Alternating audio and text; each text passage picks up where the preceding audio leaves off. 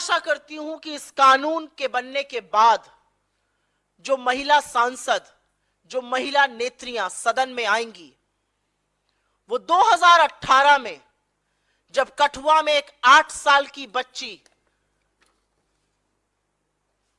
को नशे की दवाई देकर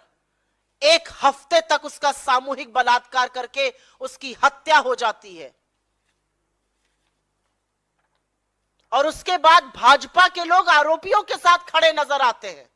उस पर अपनी चुप्पी जरूर तोड़ेंगी। वो नई महिला सांसद इन महिला सांसदों की तरह चुप नहीं रहेंगी, वो न्याय की मांग करेंगी कठुआ की उस 8 साल की बच्ची को लेकर। मैं आशा करती हूं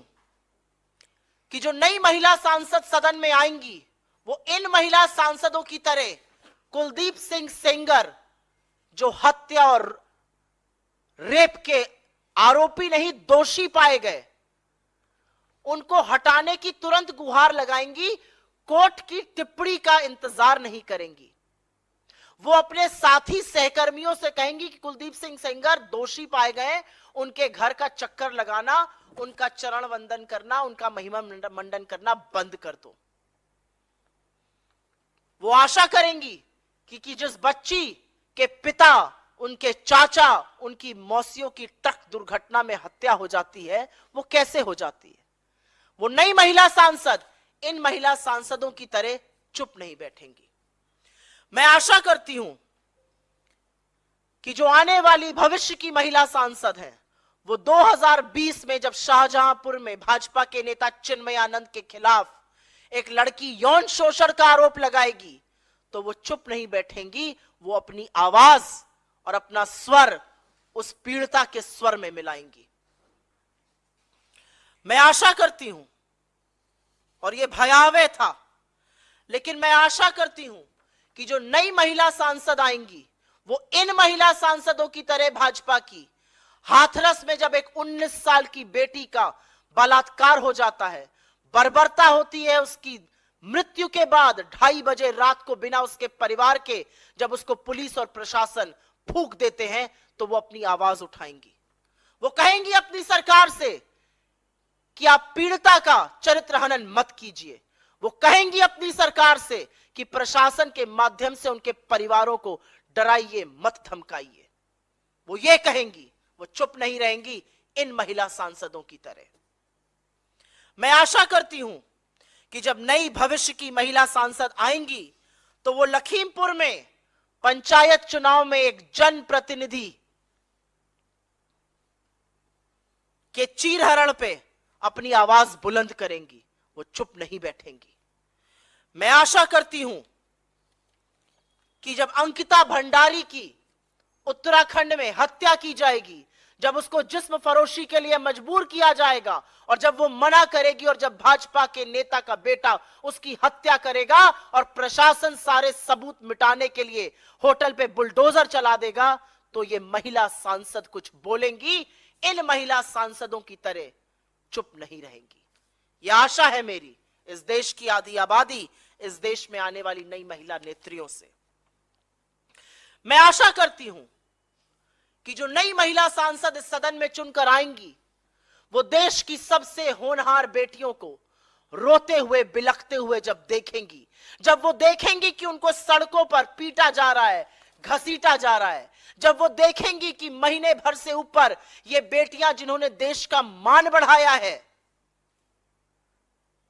गर्मी और धूप में बैठकर, बारिश के बीच में बैठकर आंदोलन कर रही हैं, वो जब सुनेंगी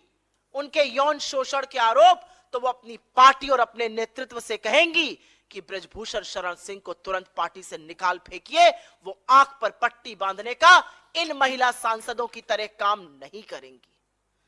मैं आशा करती हूं कि ये जो नई महिला सांसद आएंगी सदन में, वो इन महिला सांसदों की तरह मणिपुर पर मौन नहीं रहेंगी। मणिपुर पर जब नग्न औरतों को घुमाया जाएगा, जब आदमखोरों की भीड़ उनके शरीर को छलनी छलनी करेगी, उनके शरीर को छुएगी, तो ये नई महिला सांसद अपनी आवाज उठाएंगी। 78 दिन तक एक भयावह वीडियो का इंतजार नहीं करेंगी, वो पूछेंगी प्रधानमंत्री से, वो पूछेंगी गृह मंत्री से, वो पूछेंगी मुख्यमंत्री से कि आपकी नाक के नीचे इस देश की बेटियों के साथ ये हुआ और 78 दिन तक आप मौन और शांत क्यों रहे?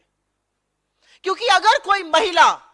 इन सब बातों पर अपनी चुप्पी नहीं तोड़ती है, अगर कोई महिला इन सब बातों पर मौन नहीं तोड़ती है, तो उसको सदन में रहने का कोई हक नहीं है। अगर आप आधी आबादी का प्रतिनिधित्व कर रहे हैं, अगर आप आधी आबादी के नुमाइंदे हैं, तो सबसे पहले आपको आधी आबादी की सुरक्षा, उनके खिलाफ अपराध, उनके खिलाफ हो रहे अत्याचार, उनके खिलाफ हो रही बर्बरता और उनके खिलाफ जिन लोगों ने किया है उनको मिल रहे राजनीतिक संरक्षण के खिलाफ बोलिएगा, जो इन महिला नेत्रियों ने दुर्भाग्यवश नहीं किया। मैं आशा करती हूं कि भारत जो वीरांगनाओं की भूमि है और एक से एक वीरांगनाएं हुई यहां, भारत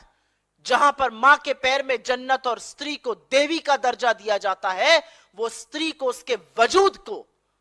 पहचानेगा और ये महिला नेत्रियां जो चुप रही, ये सबक सीखेंगी। आने वाली महिला नेत्रियां, आने वाली महिला सांसद, मैं आशा करती हूं कि अत्याचार को देखकर चुप नहीं रहेंगी, वो बर्बरता को देखकर मौन नहीं रहेंगी, वो बोलेंगी, वो बेखौफ होंगी, वो निडर होंगी, वो अपनी सत्ता की लोलुपता के पीछे नहीं छुपेंगी। उनको कोई फर्क नहीं पड़ेगा कि अत्याचारी कौन है, उनको यह फर्क पड़ेगा कि अत्याचार एक महिला पर हुआ है, जो दुर्भाग्यवश इन हंसते हुए चेहरों ने कभी नहीं किया।